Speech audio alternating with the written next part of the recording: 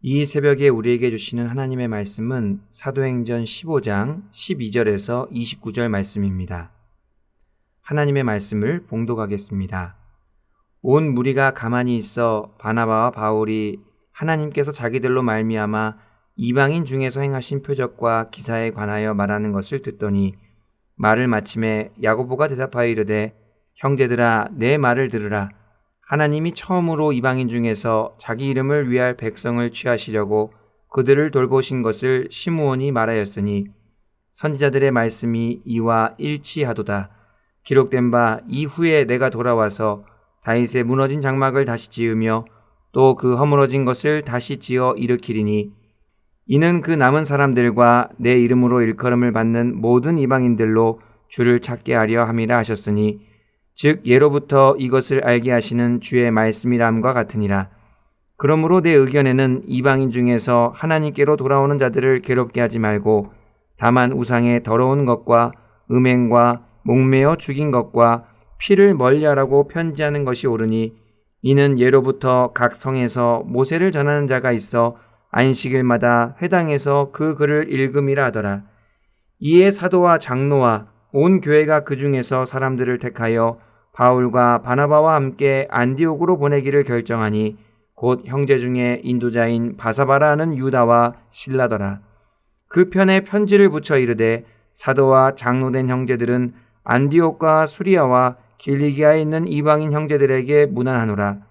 들은즉 우리 가운데서 어떤 사람들이 우리의 지시도 없이 나가서 말로 너희를 괴롭게 하고 마음을 혼란하게 한다 하기로 사람을 택하여 우리 주 예수 그리스도의 이름을 위하여 생명을 아끼지 아니하는 자인 우리가 사랑하는 바나바와 바울과 함께 너희에게 보내기를 만장일치로 결정하였노라.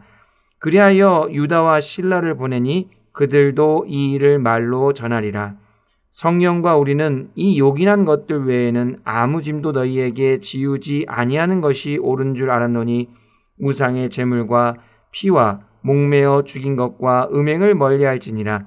이에 스스로 삼가면 잘 되리라. 평안함을 원하노라 하였더라. 아멘.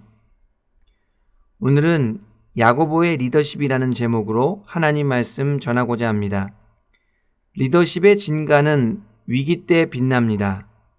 평상시에는 리더십을 크게 발휘할 일이 많지 않지만 어려운 일이 생기면 긴급하게 요청됩니다. 심리학자들 연구에 의하면 위기 상황에서 사람의 지능 지수가 급격하게 떨어진다고 합니다. 그래서 사람들이 우왕좌왕하고 허둥대는 것입니다. 이러한 상황에서 리더는 침착하게 잘 판단하고 대안을 제시해서 문제를 해결해야 합니다. 안디옥 교회에서 뜻하지 않게 문제가 생겼습니다. 그것은 이방인의 구원과 관련된 문제였습니다. 예루살렘에서 온 사람들의 가르침이 문제가 되었습니다.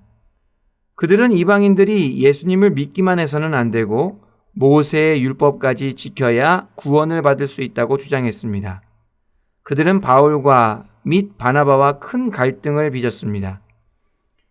심한 다툼과 변론 끝에 이 문제를 가지고 예루살렘 교회에 가게 됩니다. 그런데 예루살렘 교회에서도 의견이 분분했습니다.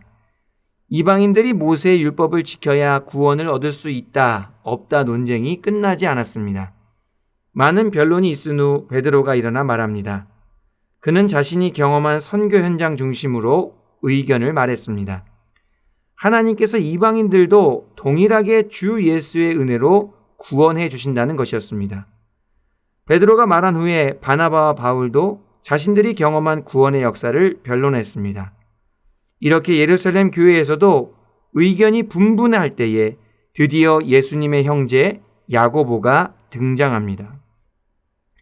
야고보는 당시 예루살렘 교회의 리더였습니다. 그는 초대교회의 갈등을 야기하는 문제를 해결하고자 했습니다. 이 갈등은 구원과 관련된 것이기에 너무나도 중요한 문제였습니다. 이 중요한 순간에 야고보가 좋은 리더십을 발휘했던 것입니다.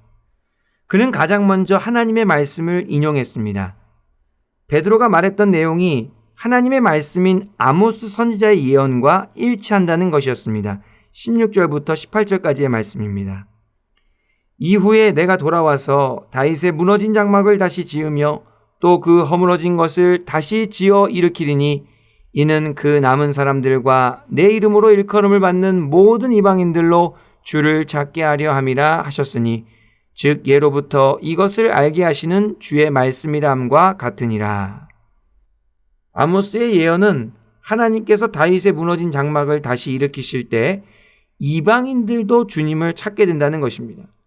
그러니까 이방인들이 주님을 찾고 구원을 받는 것은 하나님의 뜻이라는 거죠. 야고보는 누구의 말이 옳은가를 하나님의 말씀으로 분별하였습니다. 진리가 무엇인지 하나님의 말씀을 기준으로 삼은 것입니다. 그래서 성경을 헬라어로 카논이라고 하는데 이 말은 기준, 측량, 막대기를 의미합니다. 성경의 말씀이 진리의 기준이 되는 것이죠. 갈등과 분쟁이 일어날 때 교회는 성경으로 분별해야 하는 것입니다. 야고보는 그렇게 하나님의 말씀을 들고 리더십을 발휘했습니다. 그 다음에 야고보는 중재안을 제시합니다. 19절에서 21절 말씀입니다.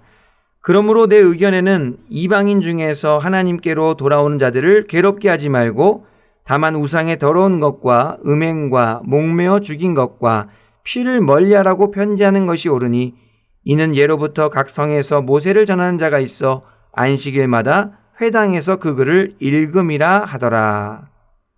베드로의 의견을 따르면 이방인 중에서 하나님께로 돌아오는 자들을 괴롭히면 안 됩니다. 그런데 믿는 자들 중에는 모세의 율법에 익숙했던 유대인들이 있었기 때문에 그들과 함께 신앙생활하기 위해서는 우상의 더러운 것, 음행, 목매어 죽인 것, 피를 멀리할 것을 권면했던 것입니다. 야고보는 베드로의 의견을 맞다고 하면서도 반대편의 의견도 존중해 줬던 것이죠. 야고보의 지혜로운 중재안을 통하여 이방인의 구원과 관련된 갈등은 일단락되었습니다. 야고보의 문제 해결 리더십은 한쪽 편을 들지 않았습니다. 양쪽의 의견을 존중하면서 모두가 함께할 수 있는 방향으로 이끌었던 것입니다. 서로가 한 발자국씩 양보하면서 동의할 수 있도록 했던 것이죠. 이러한 리더십은 초대교회를 은혜 가운데 건강하게 세워갈 수 있는 동력이 되었습니다. 온 교회는 야고보의 리더십에 동의하였습니다. 그리고 안디옥 교회에 편지를 보내기로 작정합니다. 그 편지를 통해 하나님의 말씀을 전하고 구원에 대한 문제를 확정하기 위함이었죠. 그런데 편지의 내용 중 일부를 살펴보고자 합니다. 28절 말씀입니다. 성령과 우리는 이 요긴한 것들 외에는 아무 짐도 너희에게 지우지 아니하는 것이 옳은 줄 알았노니. 편지에 쓴 결정사항은 예루살렘 교회만 결정했던 것이 아니었습니다. 그것은 성령과 함께한 결정이었어요. 야고보와 예루살렘 교회는 이것을 분명하게 적시했던 것입니다. 그들은 성령 안에서 기도하며 하나님께서 원하시는 것이 무엇인지 분별했습니다. 성령님과 함께 판단하는 것이 문제 해결의 비결이었던 것이죠. 요한계시록에 보면 소아시아의 7교회가 나옵니다. 7교회에 대한 말씀마다 반복되는 구절이 있습니다. 귀 있는 자는 성령이 교회들에게 하시는 말씀을 들을지어다. 이 말씀이 총 7번 반복됩니다. 성령님께서는 교회와 함께 하시며 교회에게 말씀하시는 분이십니다. 그러기에 교회는 문제를 만나고 갈등이 생겼을 때 함께 하시는 성령님의 말씀을 들어야 합니다. 성령님의 음성에 귀를 기울이고 성령님과 함께 결정할 때에 교회가 교회될 수 있는 것이죠. 야고보는 그렇게 교회와 동행하시며 교회에게 말씀하시고 교회를 인도하시는 성령님과 함께 문제를 해결했던 것입니다. 그것이 야고보와 예루살렘 교회가 행했던 방법입니다. 초대교회에 뜻하지 않게 문제가 생겼습니다. 그 문제는 이방인들이 얻게 될 구원에 관한 문제였죠. 사람들의 의견이 분분합니다. 갈등이 고조됩니다. 그럴 때 필요했던 것은 하나님의 말씀이었습니다. 말씀으로 진리를 분별해야 했기 때문입니다. 또한 지혜로운 중재안이 필요했습니다. 양쪽을 끌어안을 수 있는, 모두가 함께 갈 수 있는 그러한 안이 필요했습니다. 마지막으로 말씀하시며 함께 하시는 성령님이셨습니다. 성령님과 함께 문제를 해결해야 했기 때문이죠. 초대교회는 야고보의 리더십을 통하여 중요한 문제를 잘 해결했습니다. 이방인의 구원과 관련된 갈등을 잘 해소했습니다.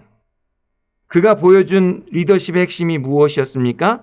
하나님을 통하여 문제를 해결하는 것입니다. 하나님의 말씀으로 분별하고 성령님과 함께 결정하는 것입니다.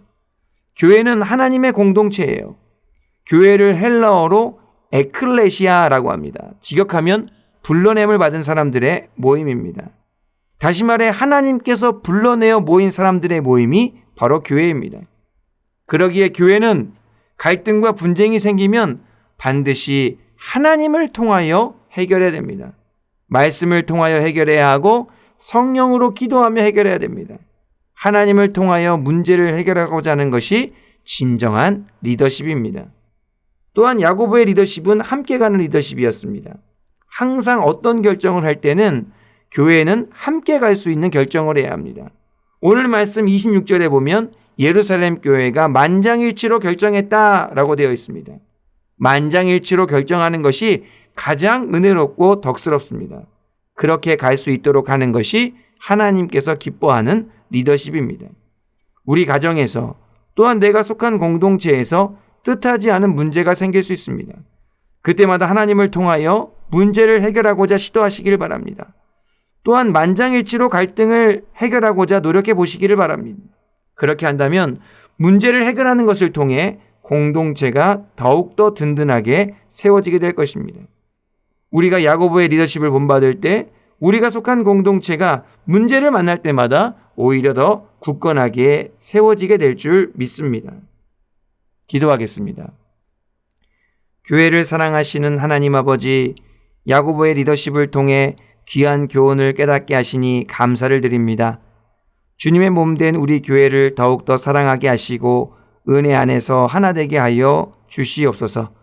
초대교회의 모범을 따라 갈등을 해결하게 하시고 말씀과 성령으로 하나님의 뜻을 분별하게 하셔서 우리 교회와 가정을 은혜롭고 덕스럽게 세워가게 하여 주시옵소서. 그리하여 하나님을 기쁘시게 드리고 주님 다시 오실 때까지 굳건하게 서 있는 우리 교회와 가정이 되게 하여 주시옵소서. 교회의 머리 되시는 예수님의 이름으로 기도하옵나이다. 아멘.